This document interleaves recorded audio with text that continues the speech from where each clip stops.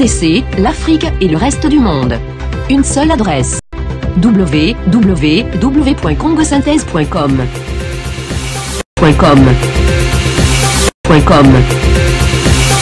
Déclaration des candidats présidents de la République sur le processus électoral en cours et sur les résultats auxquels il donnerait lieu.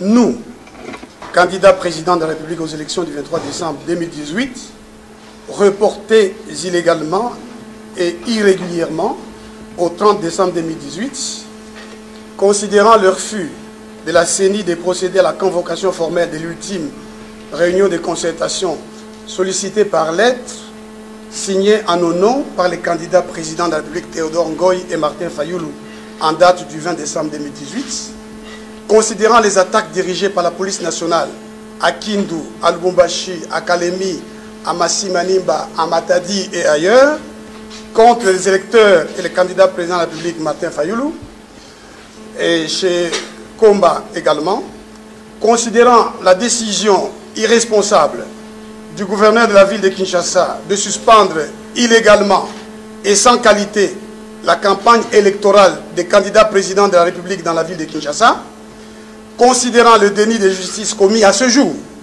par monsieur le procureur général près la Cour de cassation pour avoir négligé ou refusé d'entendre sur procès verbal monsieur Kimbuta, pour avoir commis des faits prévus et punis par les dispositions de l'article 81 de la loi électorale à la suite des plaintes déposées contre lui par les candidats présidents Théodore Ngoï et Martin Fayulu pour avoir suspendu la campagne. Considérant le déni de justice de la CENI qui a refusé de prendre les mesures prévues par la loi électorale pour sanctionner le candidat du pouvoir sortant pour avoir refusé, pour avoir usé du personnel et des services publics de l'État au service de sa campagne, considérant la décision de la CENI de reporter unilatéralement, irrégulièrement et illégalement la date des opérations de vote, de déclarer illégalement et irrégulièrement la fin de la campagne électorale et de supprimer en catimini des bureaux de vote dans la ville de Kinshasa et ailleurs, considérant que le report du vote a été précédé par un certain nombre d'incidents manifestement délibérés, dont l'incendie de l'entrepôt de la CENI, incendie annoncé à l'avance par les conseillers diplomatiques du président de la République sortant, considérant que la CENI a annoncé qu'en dépit de la destruction prétendue de 8000 machines consumées dans l'incendie, mais dont on ne voit point les restes, elle organiserait les élections du 23, au 23 décembre 2018, avant de se rétracter in extremis pour des raisons peu convaincantes. Considérant qu'aucune enquête sérieuse à l'échelle nationale ou internationale n'a établi les causes de l'incendie, ni identifié ses vrais auteurs à ce jour. Considérant par contre que selon le journal Libre Afrique, l'adjudant-chef de poste qui était de garde le matin de l'incendie rapporte qu'il a été évacué de l'entrepôt avec son équipe pour être remplacé par des gardes présidentiels avant l'incendie et qu'aucune machine à voter n'y avait jamais été entreposée. Considérant que le président de la CENI a convoqué sa conférence de presse du jeudi 20 décembre 2018, au cours de laquelle il a annoncé sa décision unilatérale, irrégulière et illégale de reporter la date de la tenue des élections sans consulter au préalable les parties prenantes que nous sommes, pire, après avoir consulté les ambassadeurs, les confessions religieuses, les FCC, son candidat, ainsi que quelques autres candidats présidents de la République de son choix, selon ses propres mots, c'est par la voie des SMS que le président de la CENI nous avait invités à une réunion au Palais du Peuple sans considération aucune pour nous.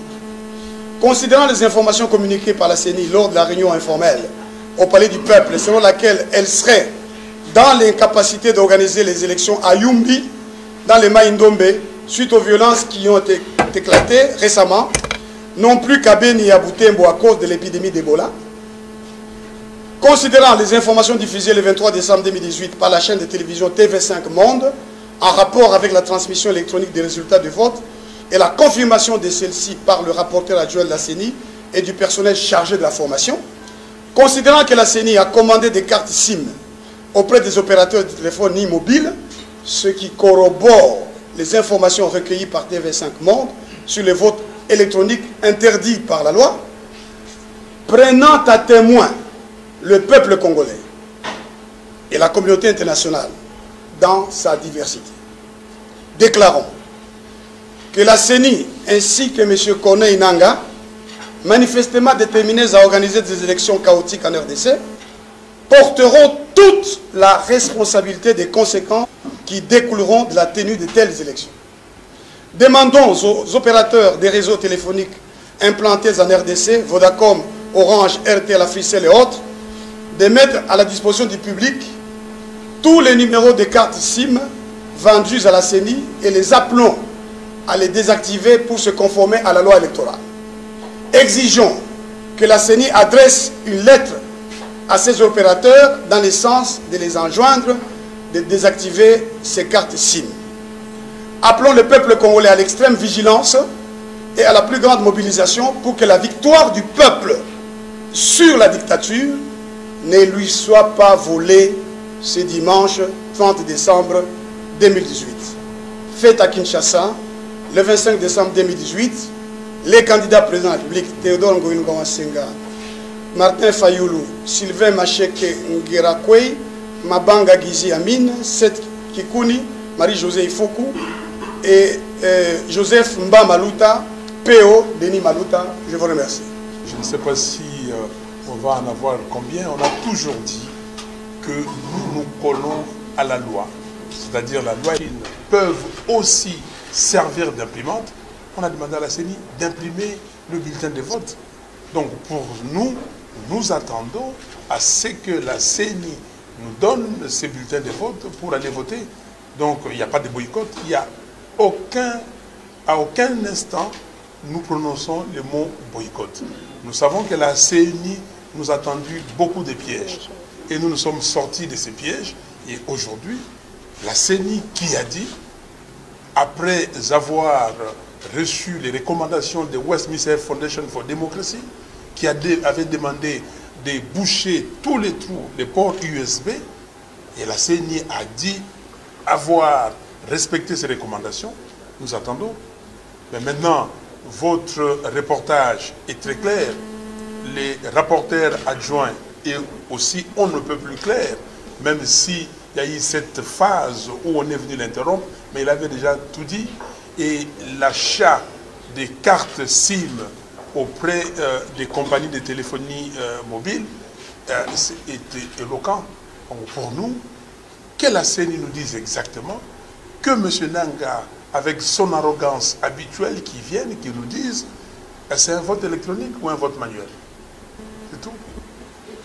Écoutez, vous savez ici que ma maison à moi, à Binza, Drève de Selembao, numéro 6, a été incendiée le 24 novembre 2008.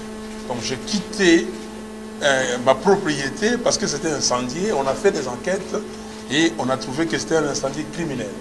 Et la SONAS, la Société Nationale d'Assurance, m'a d'ailleurs indemnisé pour ça. Mais je n'ai pas fait cas et tout ça, on le sait.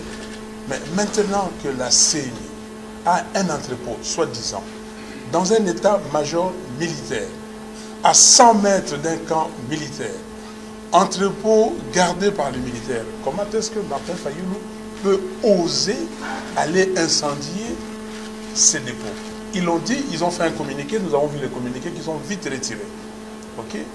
Mais maintenant, il faut qu'ils mènent des enquêtes, il faut qu'ils appellent les sociétés capables de mener des enquêtes pour mener des enquêtes et nous dire qu'est-ce qui s'est passé réellement.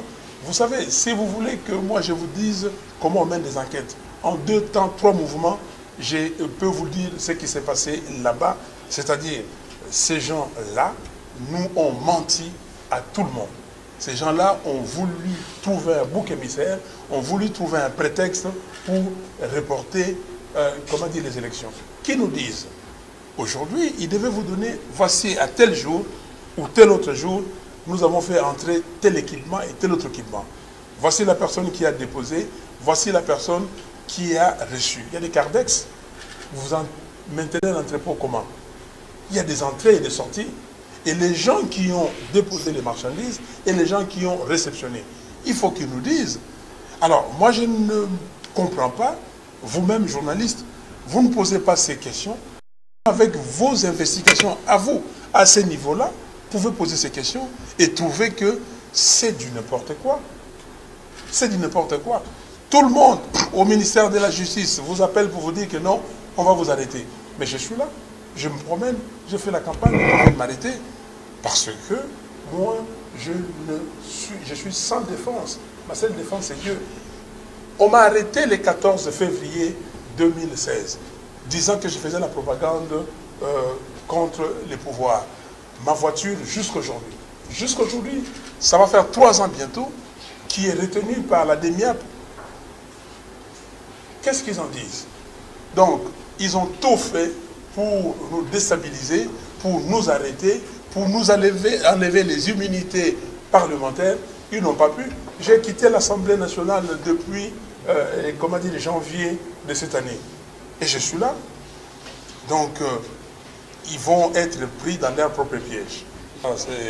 Cette réunion-là, le CIRGL et SADC ensemble, parce que nous faisons partie d'une région, sous-région, région et un continent. Et nous pensons que le peuple congolais a assez crié. Le peuple congolais demande de l'aide. Parce que le peuple congolais vit une dictature atroce. Monsieur Kamanda, je vous prends un témoin. Quand nous avons commencé la politique, on vous appelait les jeunes, les 4 jeunes de la Voix du Zaïre, Télé Zaïre. À l'époque, on n'avait qu'une télévision et une radio, la RTNC. J'étais jeune garçon, je faisais la politique. Mais pendant la dictature de Mobutu, j'ai passé à la télévision, à la RTNC. Ça fait aujourd'hui 10 ans que je ne passe pas à la télé. Okay? Donc nous avons une dictature féroce de M. Kabila et nous pensons que ces chefs d'État vont tenir compte de la misère qu'endure le peuple congolais. Et moi je voudrais rajouter ici aussi que ces chefs d'État tiennent compte que si le peuple congolais tient absolument à aller aux élections, ils ne tiennent pas à aller à n'importe quel prix à ces élections-là. Le peuple veut aller aux élections pour sanctionner. Il faut que ça soit clair. Donc nous ne voulions pas que le 30 ou le 31 décembre, on nous annonce un résultat qui n'est pas celui que le peuple congolais, enfin le candidat que le peuple congolais aurait choisi. Donc il faudrait que ça soit clair. Le peuple veut aller aux élections, mais plutôt pour sanctionner. L'élément, c'est que pourquoi maintenant la CENI dit qu'on ne risque de ne pas organiser les élections à Beni et Butembo. Moi, je viens de Beni et Butembo. Il y a la vie, les gens sont là. Nous avons été dans des provinces, j'étais à Bouta. À Bouta, les gens disent qu'ils n'ont pas encore eu la formation et certains n'ont pas encore vu les machines. Partout, je n'ai pas vu un seul instant, partout où je suis passé, quand je demande qui a déjà vu la machine à voter, 10 personnes levaient les doigts pour dire qu'ils en ont déjà vu. C'est ça. Alors, le formateur, dans l'élément de TV5 Monde, vous le voyez bien, et ces gens-là qui étaient en train d'être formés, c'est eux qui vont assurer les opérations d'élection demain. Vous voyez ce qui se passe. Donc, M. Langa a englouti des millions, même milliards de dollars de la République démocratique du Congo pour une aventure qu'il a dessinée lui-même. Les gens se sont enrichis. On n'a pas encore fait l'audit d'achat, sur l'achat des machines à voter. Ils ont dépensé près de 180 millions de dollars. Mais comment voulez-vous faire confiance à des gens qui, à tout bout de champ, ils débitent les mensonges? Comment voulez-vous? Aujourd'hui, vous pouvez poser la question. Moi, j'ai vu les observateurs de la SADC à Mbandaka. Je leur ai dit, voici la situation. À Mbandaka, chef-lieu d'une province, une ville, il n'y a absolument rien. On apprend que ces gens-là veulent faire des élections seulement dans les chefs-lieux et dans certaines villes. Est-ce que ce sont les élections de tous les Congolais? C'est une catégorie des Congolais, les citadins qui vont voter pour tous les Congolais? Ou bien on doit respecter la loi électorale? C'est extrêmement grave ce qui se passe au Congo en ce moment-ci. Et je crois que cela ne s'est jamais produit nulle part au monde. Merci, négociateur. On attend des pays de la sous-région une implication pour éviter les chaos. Parce que si on vit ces chaos qui se dessinent, et ça va dégénérer et ça va atteindre ces pays, on n'en a pas besoin. Personne n'a besoin de la violence, personne n'a besoin du chaos. Nous avons besoin de reprendre le chemin du travail. Les Congolais en ont assez. Les Congolais veulent faire partie du monde et mettre au service du monde entier tout ce que Dieu lui a donné d'une façon désintéressée. Nous avons des richesses, il faut développer ces richesses, il faut donner de la valeur ajoutée pour que les Congolaises et les Congolaises en jouissent et que le monde entier puisse jouir aussi. Congo Synthèse. La synthèse des infos de la RDC, l'Afrique et le reste du monde. Une seule adresse. www.congosynthèse.com.